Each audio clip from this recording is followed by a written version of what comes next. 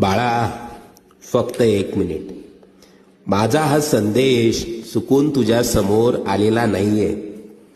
बाळा, आम्हाला माहीत आहे तू आतून खूप दुःखी आहेस. तू रोज रडतोय पण जगाला हसरा चेहरा दाखवतोस. तुला वाटत असेल तुझं या जगात कोणीही नाहीये, पण मी आज तुला वचन देत आहे बाळा, आता तुझी परीक्षा संपली आहे. ज्या संकटांनी तुला घेरलंय त्याचा शेवट आम्हीच लिहिलाय. माझ्यावर विश्वास ठेव.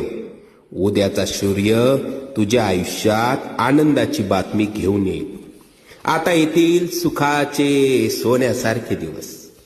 लवकरच तुझ्या मनात असलेली इच्छा पूर्ण होऊन अक्कलकोटला येणं होईल. येशील ना इच्छापूर्तीचे पेढे घेऊन अक्कलकोटला? सगळं मनासारखं होईल.